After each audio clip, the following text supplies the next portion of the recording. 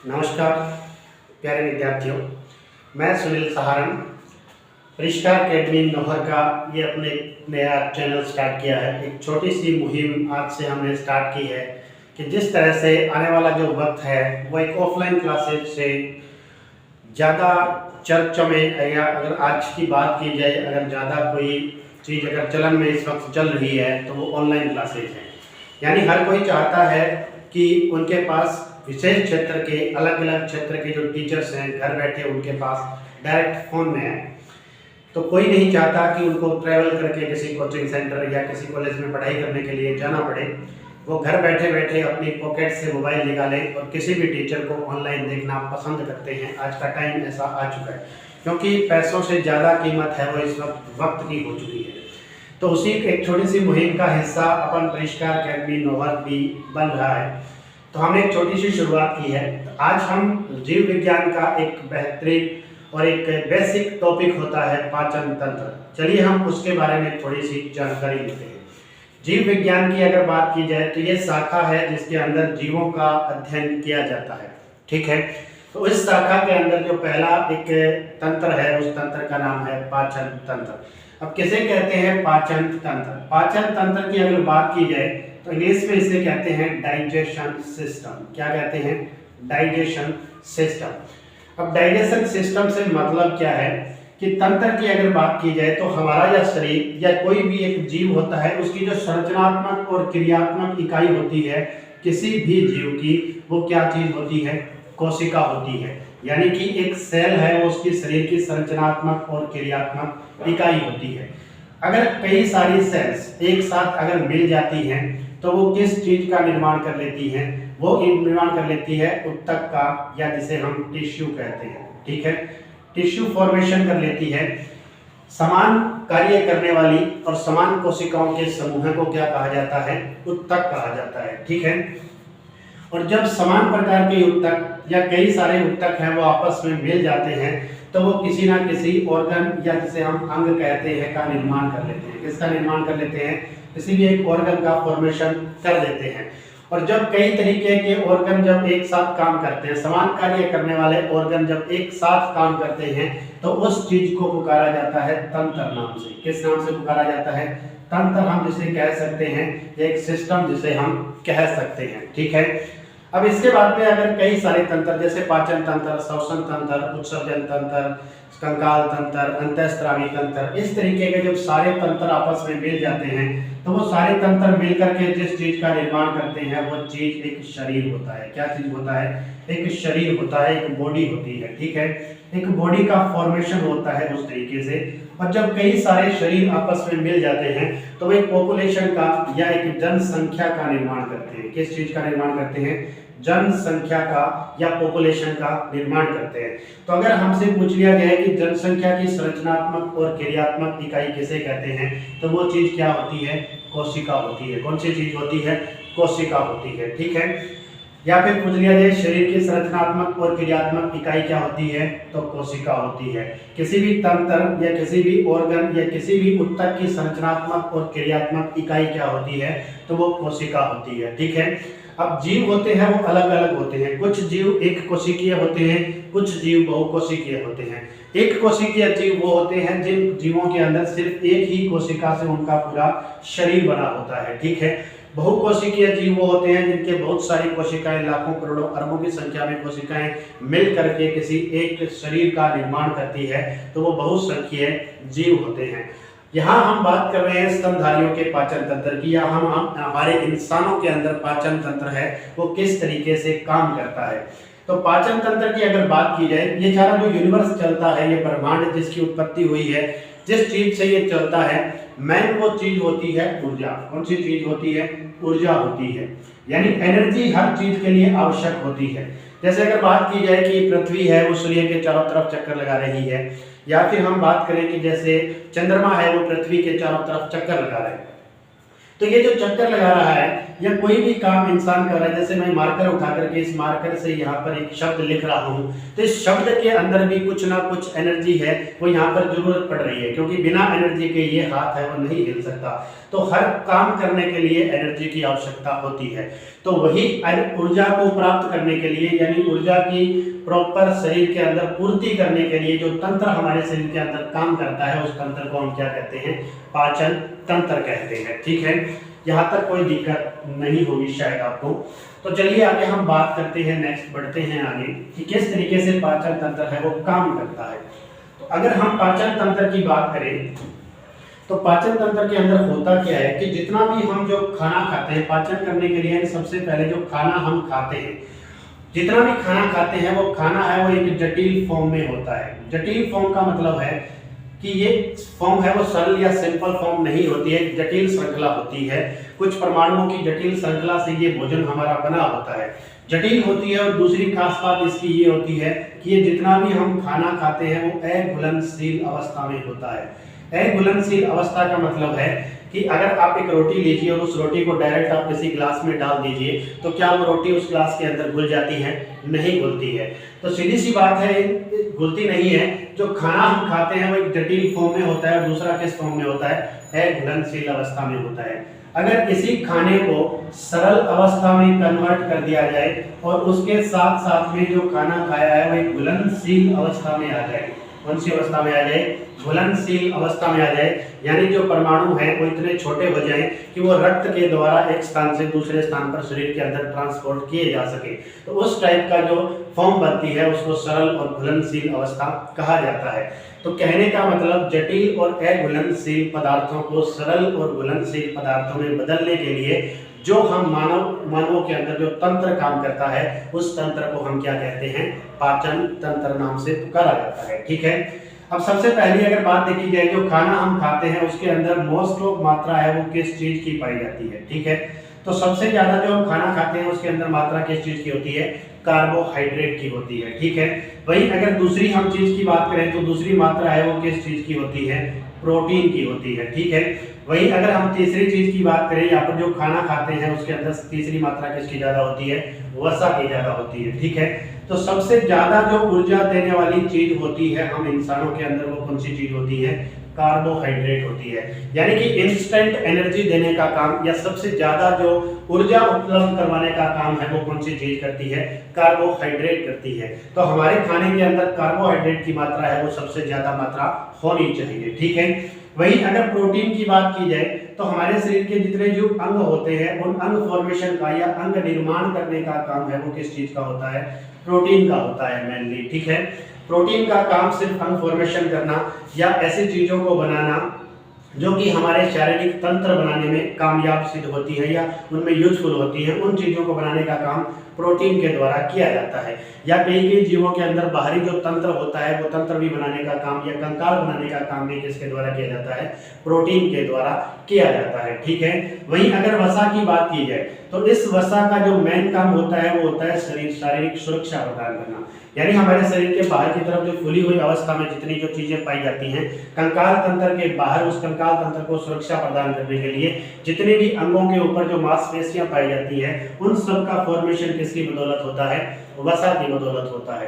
तो तीनों चीजें जो खाई जाती हैं ये तीनों चीजें अपने अपने क्षेत्र में विशेष काम करती है। ठीक है, इनके साथ साथ हम और भी बहुत सारे खनिज लवण है वो खाने के साथ में खाते हैं। ये खनिज लवण भी शरीर की बहुत सारी उपापचयी जो क्रियाएं होती है, जैसे श्वसन तंत्र है, श्वसन दर है, हार्ट बीट है, या फिर आंखों की पुतलियों का फैलना, सिकुड़ना, स्वायत्त तंत्र या अनुकंपी तंत्र या हार्मोन्स का निर्माण करना, उन सब चीजों को रेगुलेट करने का काम है वो खनिज लवणों का किया जाता है। इसके साथ साथ में एक सबसे ज्यादा बेनिफिशियल चीज जो हमारे शरीर को चाहिए होती है वो कौन सी होती है? जल होता है। ठीक है, तो इन सब चीजों को हम ग्रहण करते हैं किसके साथ में? खाने के साथ में हम इसे ग्रहण करते हैं। ठीक है, अब इसके अलावा अगर हम बात की जाए कि बहुत सारी चीजें जैसे हम विटामिन पढ़ते हैं तो कुछ विटामिन हैं जो हम बाहर से खाद्य पदार्थों के साथ खाते हैं, लेकिन उसके ज्यादातर जो विटामिन होते हैं वो हमारी बॉडी के अंदर ही फॉर्मेट होते हैं। यानी विटामिन का ज्यादातर निर्माण है वो शरीर के अंदर ही होता है। ठीक है, तो एक तरफ से ये चीजें खाई जाती हैं जो एक जटिल या सॉलिड फॉर्म में होती है। ठीक है, दूसरी चीज, एक और तंत्र चलता है हमारे शरीर के अंदर, उस तंत्र को हम कहते हैं श्वसन तंत्र। कौन सा तंत्र कहते हैं? श्वसन तंत्र हम जिसे कहते हैं। इस श्वसन तंत्र की बदौलत है वो हम कौन सी चीज ग्रहण करते हैं? ऑक्सीजन ग्रहण करते हैं। वायुमंडल में सबसे ज्यादा मात्रा में नाइट्रोजन मौजूद है 78%, 21% की बात करें तो वो ऑक्सीजन मौजूद है। ठीक है, तो हम सांस लेने के लिए या फिर जो आंतरिक श्वसन होता है कोशिका के अंदर, उसके लिए हमें बाहर से किस चीज को लेने की आवश्यकता होती है? ऑक्सीजन को ग्रहण करने की आवश्यकता होती है। तो ग्लूकोज होती है, जो कार्बोहाइड्रेट होता है उसकी जो लास्ट फॉर्म बनती है वो ग्लूकोज बनती है, और ग्लूकोज का फॉर्मूला होता है C6H12O6। क्या फॉर्मूला होता है ग्लूकोज का? C6H12O6। ठीक है, और दूसरी तरफ जो हम श्वसन कर रहे हैं, उस श्वसन से हमने कौन सी चीज ग्रहण की है? ऑक्सीजन ग्रहण की है। तो शरीर के लिए दोनों चीजें सबसे ज्यादा जरूरी होती है ऊर्जा का निर्माण करने के लिए। ठीक है, यानी श्वसन तंत्र से ऑक्सीजन उपलब्ध की गई है शरीर को, और उसके द्वारा पाचन तंत्र के द्वारा ग्लूकोज बनाई गई है। यानी कार्बोहाइड्रेट जो खाते हैं उसका जो लास्ट फॉर्मेशन, जो सरल और घुलनशील अवस्था में जो टूटता है, उसकी लास्ट फॉर्मेशन कौन सी होती है? ग्लूकोज होती है। बाकी ये दोनों प्रोटीन और वसा अलग अलग काम करने का काम करते हैं। इसके अलावा भी अगर ये दोनों ज्यादा मात्रा में खा ली जाती है तो ये भी आगे चल करके किस चीज में कन्वर्ट हो जाती है? ग्लूकोज के अंदर कन्वर्ट हो जाती है, जो कि ऊर्जा प्रदान करने का काम करती है। ठीक है, अब जो ये ग्लूकोज बनी है, ऑक्सीजन हमारे शरीर ने लिया है, ये दोनों जब आपस में काम करते हैं, ये दोनों लास्ट में किसके पास पहुंचते हैं? सेल के पास पहुंचते हैं, कोशिका के पास पहुंचते हैं। और कोशिका के अंदर एक ऑर्गन होता है जिसे कोशिकांग कहते हैं, और उसका नाम होता है माइटोकॉन्ड्रिया। क्या नाम होता है? माइटोकॉन्ड्रिया।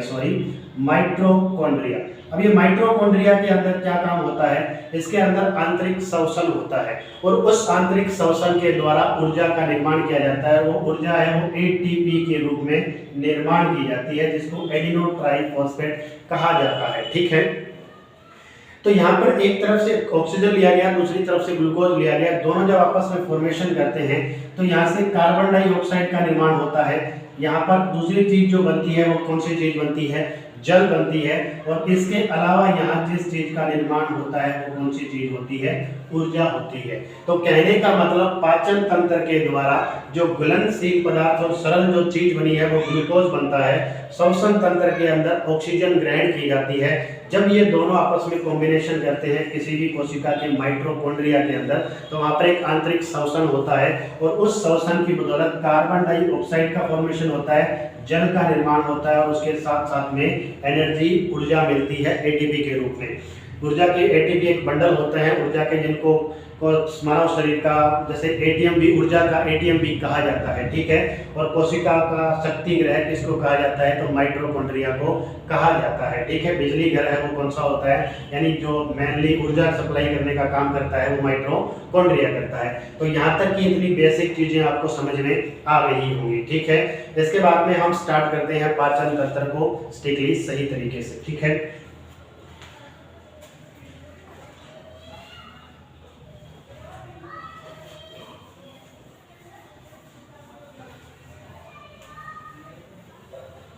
अब देखिए, अगर इसके बाद की अगर बात करते हैं हम कि पाचन तंत्र के हम कौन कौन सी चीजें हम पाचन तंत्र के अंदर पढ़ते हैं, किस तरीके से पाचन तंत्र का है वो डायग्राम होता है। तो सबसे पहले चलिएगा हम एक डायग्राम फॉर्मेट करते हैं। यहाँ पर पाचन तंत्र किस तरीके का बना होता है। ठीक है, पाचन तंत्र की अगर बात की जाए, इस तरीके की पहली एक संरचना होती है, जो संरचना आगे चल करके एक बड़ी मांसल संरचना में खुलती है, और उस संरचना को कहा जाता है अमाशय। क्या कहा जाता है? अमाशय कहा जाता है। ठीक है, ये जो अमाशय होता है वो आगे चल करके एक संरचना या एक दो टाइप की जो नलिकाकार संरचनाएं होती हैं, उन संरचनाओं के अंदर बंट जाता है। ठीक है, अब ये जो संरचना है, ये संरचना आगे चल करके एक पत्ती नुमा संरचना में खुलती है, और इस तरफ जो एक नलिका जा रही है वो नलिका आगे चल करके इस तरीके का एक उभार नुमा संरचना बनाती है, और ये उभार नुमा संरचना होती है, इस संरचना को है वो क्या कहा जाता है? पित्ताशय कहा जाता है। ठीक है, आगे चल करके यही संरचना एक कुंडलित नुमा नली के अंदर कन्वर्ट हो जाती है। इस कुंडलित नुमा नलिका को है वो छोटी आंत कहा जाता है। ठीक है, छोटी आंत के सिरे पर इस प्रकार की एक घुंडी नुमा संरचना पाई जाती है, और उस घुंडीनुमा संरचना को है वो वर्मीफोरम अपेंडिक्स या फिर कर्मी रूपी परिशेषिका के नाम से इसे पुकारा जाता है। अब इसके बाद में आगे की तरफ जो इस तरह की फूली हुई संरचना दिखाई देती है उस संरचना को हम बड़ी आंत के नाम से पुकारते हैं। ठीक है, तो देखिएगा सबसे पहले अगर बात की जाए इसका नाम क्या होना चाहिए, तो इस जो नली है इस नली को हम किस नाम से पुकारते हैं, ग्रसनी के नाम से पुकारा जाता है। ठीक है, फिर इस ग्रसनी के अंदर यहाँ पर एक छोटी सी झिल्ली नुमा संरचना पाई जाती है, उस झिल्ली नुमा संरचना को हम कहते हैं एपिग्लोटिस। किस नाम से पुकारा जाता है, एपिग्लोटिस नाम से इसे पुकारा जाता है, या फिर इसी संरचना को हिंदी के अंदर घाटी ढक्कन भी कहा जाता है। क्या कहा जाता है, घाटी ढक्कन के नाम से इस संरचना को पुकारा जाता है। ठीक है, इसके बाद नेक्स्ट अगर इस संरचना की बात की जाए तो ये जो नली होती है इस संरचना को कहा जाता है ग्रास नाल। ग्रास यानी कि भोजन, या फिर जो भोजन होता है उसको ले जाने वाली जो नलिका होती है उसको ग्रास नाल कहते हैं। अगर दूसरी तरफ एक और नलिका चलती है और इस नलिका को कहते हैं श्वास नाल। क्या कहते हैं, श्वास नाल। ये नलिका है वो आगे जाकर के फेफड़ों में खुलती है। ठीक है, और ये नलिका आगे जाकर के जिस पार्ट में खुलती है उस पार्ट को कहते हैं अमाशय। क्या नाम होता है इस पार्ट का, अमाशय इस पार्ट को कहा जाता है। ठीक है, अब आगे आपको एक पत्तीनुमा संरचना दिखाई दे रही होगी। इस पत्तीनुमा संरचना को जिस नाम से पुकारा जाता है वो संरचना होती है अग्नाशय। कौन सी होती है, अग्नाशय। अग्नाशय को इंग्लिश के अंदर पैंक्रियाज कहा जाता है। क्या कहा जाता है, पैंक्रियाज के नाम से पुकारा जाता है। वही अमाशय की बात करें तो इसे स्टोमक के नाम से जाना जाता है। किस नाम से, स्टोमक के नाम से जाना जाता है। ठीक है, अब ये जो संरचना आगे जाकर के जिसके अंदर खुलती है उस संरचना को है वो ग्रहणी कहा जाता है। क्या कहा जाता है, ग्रहणी के नाम से पुकारा जाता है। ये जो संरचना आपको यहाँ दिख रही है इसे ग्रसनी कहते हैं, और ये जो संरचना यहाँ दिखाई दे रही है इसे क्या कहते हैं, ग्रहणी कहते हैं।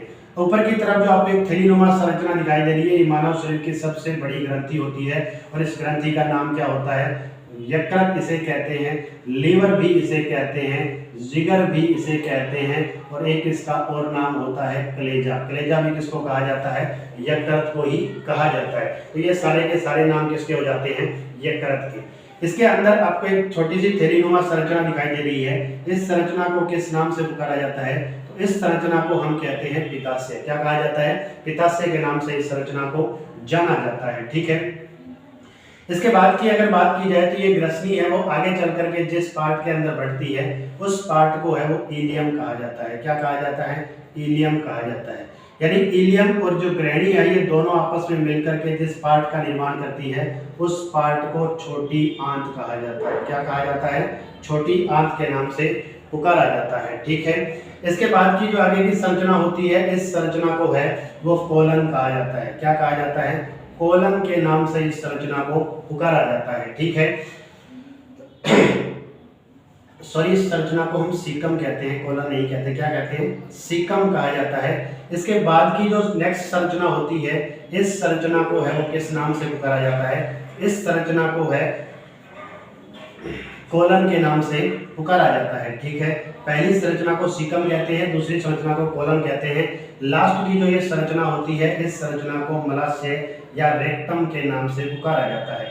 ये जो तीनों संरचनाएं होती है ये तीनों आपस में मिलकर के जिस चीज का निर्माण करती है उस चीज को बड़ी आंत कहा जाता है। क्या कहा जाता है, बड़ी आंत के नाम से पुकारा जाता है। यहाँ पर जो नीचे कुंडलीनुमा संरचना जो आपको दिखाई दे रही है इस संरचना को है वो वर्मीफोरम अपेंडिक्स कहा जाता है। क्या कहा जाता है, वर्मीफोरम अपेंडिक्स के नाम से इस संरचना को जाना जाता है। ठीक है, कौन सी संरचना है ये, वर्मीफोरम अपेंडिक्स, या हिंदी में इस संरचना को कर्मी रूपी परिशेषिका के नाम से पुकारा जाता है। ठीक है, वहीं अगर इस अमाशय की बात की जाए तो ये अमाशय फिर से 3 भागों में यहाँ पर डिवाइड होता है। ठीक है, जो इसका पहला पार्ट होता है इस पहले पार्ट को पुकारा जाता है फंडीक नाम से। किस नाम से, फंडीक नाम से। इसका सॉरी इस पहले पार्ट को हम कहते हैं कार्डियक। किस नाम से पुकारा जाता है, कार्डियक नाम से पुकारा जाता है। दूसरा जो पार्ट होता है इस पार्ट को हम फंडीक कहते हैं। इसी का जो तीसरा पार्ट होता है इस पार्ट को हम पाइलोरिक कहते हैं। क्या कहते हैं, पाइलोरिक नाम से इस पार्ट को पुकारा जाता है। तो कार्डियक, फंडीक और पाइलोरिक 3 पार्ट हैं वो इसके अंदर पाए जाते हैं। तो आज के इस वीडियो में हम इतनी ही बात करते हैं। नेक्स्ट वीडियो के अंदर हम इन सारे जो जितने भी यहाँ पर पार्ट पाए जाते हैं पाचन तंत्र के, उन सब पार्ट्स की हम एक एक करके यहाँ पर बात करेंगे। जिस तरह से यहाँ पर लिखा है मुख गुहा है ये, ठीक है। तो मुख गुहा के अंदर जैसे लार ग्रंथियां पाई जाती है, जीभ पाई जाती है, दांत पाए जाते हैं, उन सब चीज़ों के बारे में हम 1 to 1 डिटेल से चर्चा करेंगे। तो आज के लिए इस वीडियो में इतना ही। Thank you very much. जय हिंद, जय भारत।